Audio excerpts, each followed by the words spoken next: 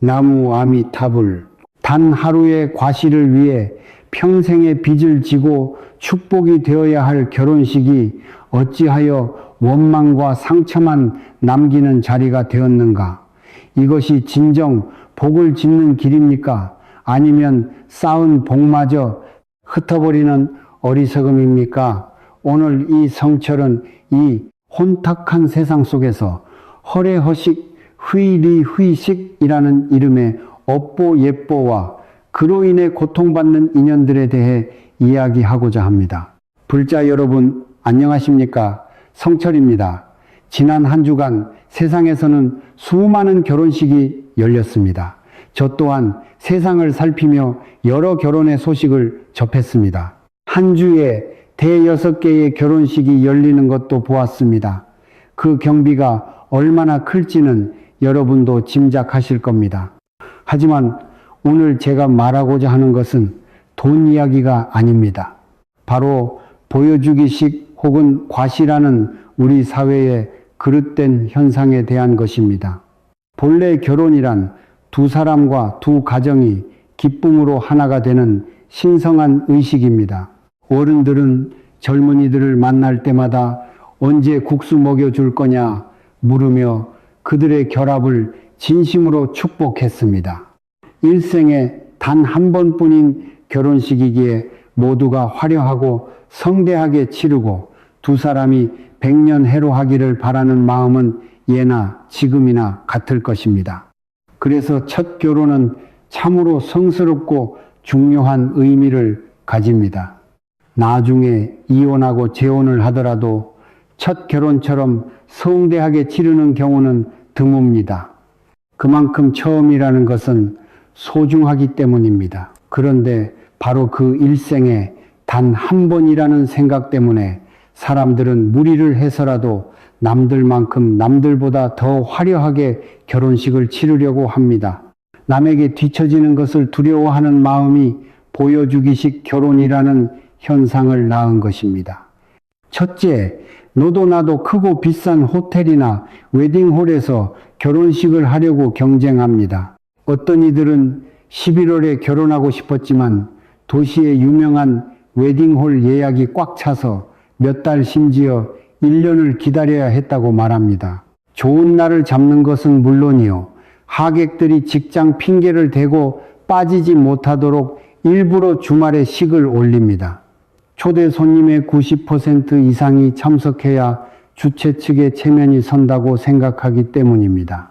그러니 도시에 몇 안 되는 유명 웨딩홀은 몇 달 전부터 예약 전쟁이 벌어집니다. 신랑 신부는 경치가 좋고 주차장이 넓고 사진이 잘 나오는 곳을 원하고 부모님은 음식 맛이 좋은 곳을 원하니 모두를 만족시키는 장소를 찾는 것부터가 큰 고역입니다.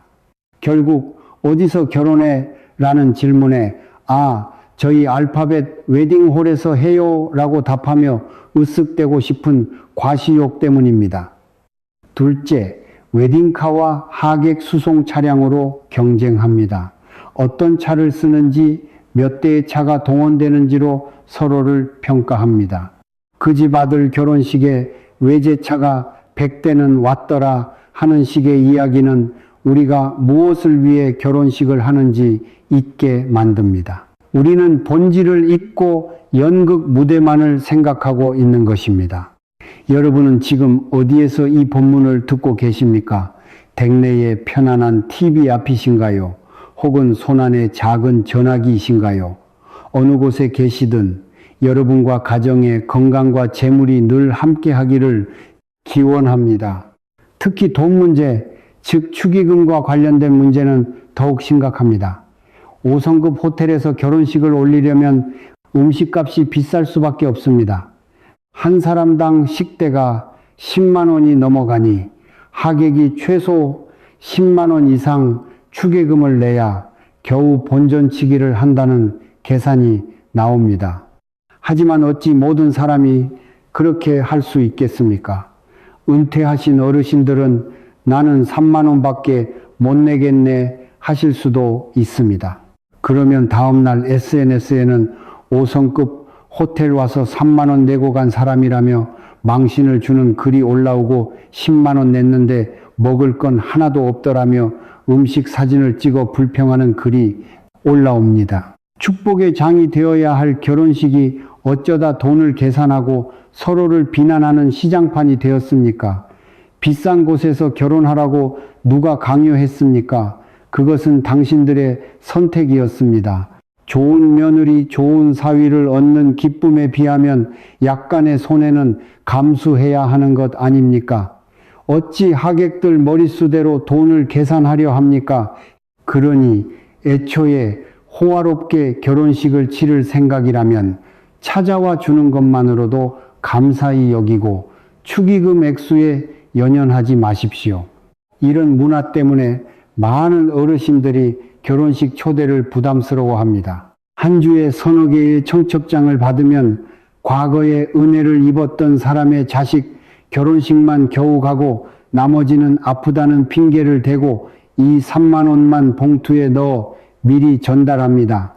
5만 원 내고 가서 얼마 먹지도 못할 바에야 그 편이 낫다고 생각하기 때문입니다. 결국 주인은 하객 수를 500명으로 예상했지만 실제로는 많은 자리가 비어 음식이 남게 됩니다. 사람들이 무심해서가 아니라 주최 측의 과시욕이 그들의 발걸음을 망설이게 만든 것입니다. 결혼식의 본질이 무엇입니까? 우리 자식이 가정을 이루었음을 친지와 이웃에게 알리고 축복을 받는 자리입니다. 조금 부족하고 조금 손해를 보더라도 모두가 즐거우면 그것으로 족한 것입니다. 보여주기식 연극은 이제 그만두어야 합니다. 결혼을 앞둔 젊은이들에게도 말하고 싶습니다. 결혼식은 부모님의 일이 아니라 바로 두 사람의 일입니다. 이것은 두 사람이 부부가 되어 함께 해결해 나갈 첫 번째 과제입니다. 남들에게 보여주기 위해 친구에게 지기 싫어서 수백만 원짜리 드레스를 빌리고 외제차를 빌리고 빚을 내어 결혼식을 치르지 마십시오. 결혼식 후에는 신혼여행도 가야 하고 아이가 생기면 더 큰 돈이 들어갑니다. 결혼식 때 진 빚을 몇 년이 지나도 갚지 못한다면 그 결혼 생활이 어찌 행복하겠습니까? 두 사람이 머리를 맞대고 분수에 맞는 결혼식을 계획하십시오. 부모님, 저희 생각에는 5성급 호텔은 무리인 것 같아요. 저희 친구들도 아직 경제적으로 넉넉하지 않으니 좀 더 소박하더라도 많은 사람이 부담 없이 올 수 있는 곳에서 하고 싶어요 라고 소신 있게 말할 줄 알아야 합니다. 남들의 칭찬은 하루 이틀이면 사라지지만 빚과 갈등은 몇 년이고 여러분을 괴롭힐 것입니다. 부디 거칠애에 속지 말고 삶의 본질을 꿰뚫어 보는 지혜를 가지시길 바랍니다. 부모가 되어 자식에게 존경과 사랑을 받기를 원치 않는 사람이 어디 있겠습니까? 하지만 어떤 자식은 당신은 내 아버지가 아니야 라고 소리치고 어떤 자식은 내가 과연 친자식이 맞을까 의심할 만큼 부모에게 모진 대우를 받으며 자랍니다. 자식이 부모에게 보내는 사랑은 부모가 자식에게 어떻게 했는지를 비추는 거울과 같습니다. 옛사람들은 뿌린 대로 거둔다고 했습니다. 사랑을 뿌리면 사랑을 거두고 상처를 뿌리면 상처를 거두는 것이 인과응보의 법칙입니다. 사랑은 해야만 하는 의무가 아닙니다. 진심으로 사랑을 주고받을 때 싹 트는 감정입니다. 지금부터 노년의 자식들에게 무시당하고 외면받기 쉬운 네 부류의 부모에 대해 이야기하겠습니다. 첫째, 폭력과 폭언을 일삼는 부모입니다. 세상살이가 힘들고 뜻대로 되지 않을 때 그 분노와 좌절을 자신보다 약한 자식에게 푸는 사람들이 있습니다. 밖에서는 아무 말 못하다가 집에 와서 배우자와 자식에게 폭력을 휘두르는 가장 삶이 불행한 것을 자식 탓으로 돌리며 저주를 퍼붓는 어머니. 이런 환경에서 자란 아이는 어릴 때는 공포에 떨고 커서는 그 집을 벗어날 날만 손꼽아 기다립니다. 성인이 되어 독립한 후에는 자신을 괴롭혔던 부모에게 아무런 애정을 느끼지 못합니다. 부모를 떠올리면 메맞던 기억 가슴에 상처로 남은 폭언만이 생각나기 때문입니다. 사랑을 받아보지 못한 아이는 사랑을 줄 수도 없습니다. 결국 그런 부모는 늙고 병들었을 때 자식에게 버림받게 될 것입니다. 둘째, 자식들을 차별하는 부모입니다. 아들이라는 이유로 혹은 예쁘고 공부 잘한다는 이유로 한 자식에게만 사랑과 기회를 몰아주는 부모가 있습니다. 딸들에게는 계집애는 시집 가면 그만이라며 무시하고 외모가 보잘것없거나 조금 부족한 자식은 부끄러워하며 없는 사람 취급합니다. 부모의 이런 차별을 자식들은 귀신같이 알아챕니다. 특히 차별받고 무시당한 자식의 마음속에는 깊은 상처와 원망이 쌓입니다. 훗날 부모가 늙고 병들었을 때 그들은 늘 예뻐하시던 아들한테 가보세요. 맨날 똑똑하다고 칭찬하시던 딸한테 부탁하세요. 저는 어차피 쓸모없는 자식이잖아요 라며 냉정하게 돌아설 것입니다. 본래 부모는 자식들 사이의 갈등을 중재하고 화합을 이끄는 중심이 되어야 합니다. 그러나 오히려 차별로서 자식들 사이에 불화의 씨앗을 심었으니 그 과보를 받는 것은 당연한 이치입니다. 셋째, 삶의 모범을 보이지 않는 부모입니다. 자식들은 부모의 말을 배우는 것이 아니라 부모의 행동을 보고 배웁니다. 평소에 탐욕스럽고 이기적이며 자신의 부모에게 함부로 대하고 형제와 재산을 두고 다투는 모습을 보인다면 자식들이 효도하고 우애 깊기를 바랄 수 있겠습니까? 그 부모의 그 자식이라는 말이 있습니다. 물론 어려운 환경 속에서도 훌륭하게 자라는 자식이 있고 좋은 환경에서 나쁜 길로 빠지는 자식도 있습니다. 하지만 대부분의 경우 부모의 삶의 방식과 가풍은 자식에게 그대로 대물림됩니다. 자신이 살아온 방식을 돌아보지 않고 자식의 불효만을 탓해서는 안 됩니다. 넷째, 돈을 위해 수단과 방법을 가리지 않는 부모입니다. 법을 어기고 남을 속이고 불륜을 저지르는 등 부도덕한 삶을 사는 부모를 보며 자란 아이가 어찌 올바른 가치관을 가질 수 있겠습니까? 아버지가 어머니를 폭행하는 것을 보고 자란 아들은 똑같이 폭력으로 문제를 해결하려 하고 부모가 돈에만 집착하는 것을 본 자식은 돈이 전부라고 믿게 됩니다. 자식이 부모를 무시하고 외면할 때 우리는 자식만을 손가락질하며 불효자라 욕합니다. 하지만 한 걸음 물러서서 생각해 보아야 합니다. 혹시 그 모습이 과거 자신의 모습은 아니었는지, 자신의 그릇된 삶의 방식이 낳은 결과는 아닌지 말입니다. 이 이야기가 아직 젊고 자녀를 키우고 있는 부모들에게 자신을 돌아보는 계기가 되기를 바랍니다. 오늘 당신이 자식에게 무엇을 심고 있습니까? 그 열매를 훗날 당신이 거두게 될 것입니다. 남에게 무시당하는 것도 괴로운 일이지만 자신이 낳고 기른 자식에게 경멸받고 버림받는 것만큼 큰 고통은 없을 것입니다. 부디 지혜로운 삶으로 평안한 노년을 맞이하시길 바랍니다. 나이가 들면 예전에 어떤 높은 자리에 있었든 얼마나 큰 부를 누렸든 모두 비슷해집니다. 이제는 남은 인생을 어떻게 하면 더 평안하고 행복하게 보낼 수 있을까를 고민하게 됩니다. 노년의 삶을 평화롭게 만드는 4가지 끊어냄에 대해 말씀드리겠습니다. 첫째, 음식에 대한 탐욕을 끊어내야 합니다. 모든 병은 입으로 들어오고 모든 화는 입에서 나온다고 했습니다. 젊었을 때처럼 소화 기능이 좋지 않으니 맛있는 음식이라고 해서 과식하는 것은 금물입니다. 기름진 고기는 줄이고 생선이나 두부 채소 위주로 소박하게 먹는 습관을 들이는 것이 좋습니다. 배가 부르면 몸이 무거워지고 정신이 흐려집니다. 잔치에 가서도 분위기를 즐기고 사람들과 대화하는 것에 의미를 두십시오. 낸 축의금이 아깝다고 억지로 먹다가 탈이 나면 자신만 손해입니다. 둘째, 분노를 끊어내야 합니다. 인간을 고통스럽게 하는 세 가지 독이 탐, 진, 싫어하다, 치, 즉 탐욕과 분노와 어리석음입니다.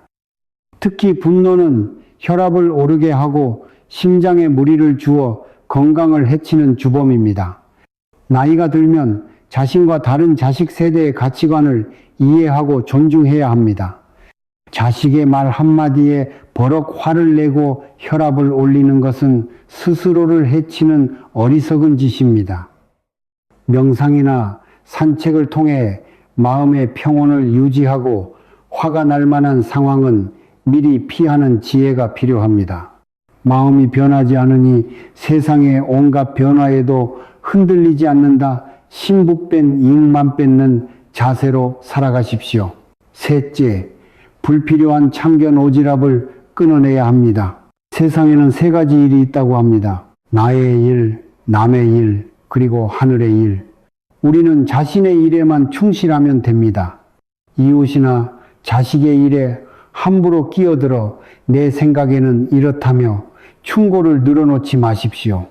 그들은 당신의 조언을 원하지 않을 수 있습니다. 특히 자식들이 묻지도 않았는데 그들의 인생 계획에 대해 이러쿵 저러쿵 평가하고 간섭하는 것은 관계만 악화시킬 뿐입니다.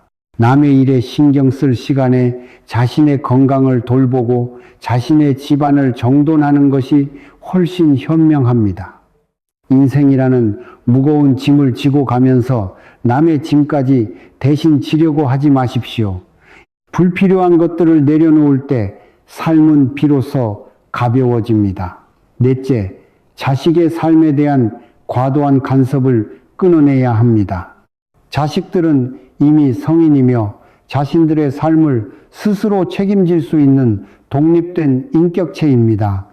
그들의 집에 불쑥 찾아가 냉장고를 열어보며 잔소리하고 아들, 딸만 낳은 부부에게 아들 하나는 더 낳아야지라며 압박하는 것은 사랑이 아니라 집착입니다. 자식의 성공과 행복이 부모의 뜻대로 되는 것은 아닙니다. 아들 5이 있어도 부모를 모시지 않는 집이 있고 딸 하나 있는 집에서 사위까지 나서서 부모를 극진히 모시는 경우도 있습니다. 중요한 것은 자식의 성별이 아니라 그 마음입니다. 그리고 그 마음은 부모가 어릴 때부터 어떻게 가르쳤느냐에 달려 있습니다. 살아있을 때 잘하는 것이 중요하지 죽은 뒤에 제사밥 잘 차려주기를 바라는 것은 어리석은 생각입니다. 이 네 가지를 끊어낼 수 있다면 여러분의 노년은 훨씬 더 자유롭고 평안해질 것입니다. 제 이야기가 마음에 와닿으셨다면 채널을 구독하시어 앞으로도 저와 함께 복짓는 인연을 이어가시길 바랍니다. 늙어감에 있어 가장 큰 두려움은 배고픔도 가난도 아닌 외로움이라고들 합니다. 혼자 밥을 먹고 혼자 잠들고 그림자처럼 드나드는 삶. 하지만 혼자 있는 것이 반드시 외로운 것일까요? 저는 오늘 노년의 외로움을 이겨내는 4가지 지혜에 대해 이야기하고자 합니다. 첫째, 외로움에 대한 생각을 바꾸는 것입니다. 혼자 있는 것과 외로운 것은 다릅니다. 외로움이란 수많은 사람 속에 있어도 누구 하나 나를 이해해 주지 못하고 소속감을 느끼지 못할 때 찾아오는 감정입니다. 자식, 손주들과 함께 살아도 가구처럼 취급받고 대화 한마디 없다면 그것이 진정한 외로움입니다. 반면 혼자 있는 시간은 자신에게 오롯이 집중하고 그동안 시간이 없어 하지 못했던 것들을 할 수 있는 소중한 기회가 될 수 있습니다. 혼자 시를 쓰고 그림을 그리고 노래를 부르며 인터넷으로 세상과 소통하는 어르신들도 많습니다. 남의 눈치를 볼 필요 없이 내가 먹고 싶을 때 먹고 자고 싶을 때 자는 자유를 누릴 수도 있습니다. 혼자 있는 것을 두려워 말고 자기 자신과 노는 법을 배우십시오. 둘째, 주변의 사회 프로그램을 적극적으로 활용하는 것입니다. 요즘은 각 지역마다 어르신들을 위한 다양한 프로그램이 마련되어 있습니다. 저렴한 비용으로 당일치기 여행을 다녀올 수도 있고, 복지관에서 명상이나 건강체조 민요 등을 배울 수도 있습니다. 집에만 움츠리고 있지 말고 밖으로 나와 사람들과 어울리십시오. 새로운 것을 배우고 몸을 움직이는 것은 삶에 큰 활력이 됩니다. 다만 선량한 어르신들을 상대로 한 사기꾼들도 있으니 터무니없는 상품을 강매하거나 맹목적인 믿음을 강요하는 것은 경계해야 합니다. 셋째, 소중한 인연을 꾸준히 가꾸는 것입니다. 먼 친척보다 가까운 이웃이 낫다는 말이 있습니다. 자식들이 멀리 있다면 가장 먼저 기쁨과 슬픔을 나눌 수 있는 사람은 이웃입니다. 평소에 차 한잔 나누며 정을 쌓아 두십시오. 형제나 오랜 친구들에게도 가끔 안부 전화를 하십시오. 길을 다니지 않으면 잡초가 무성해지듯 관계도 돌보지 않으면 멀어지기 마련입니다.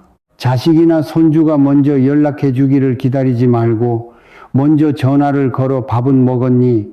다정한 한마디를 건네십시오. 영상통화로 손주의 얼굴을 보며 이야기 나누는 즐거움은 멀리 떨어져 있는 거리감을 잊게 해줍니다. 넷째, 자신을 사랑하고 남을 위해 봉사하는 것입니다. 자신을 사랑하는 것은 잘 먹고 잘 자고 자신의 몸과 마음을 건강하게 돌보는 것에서 시작합니다.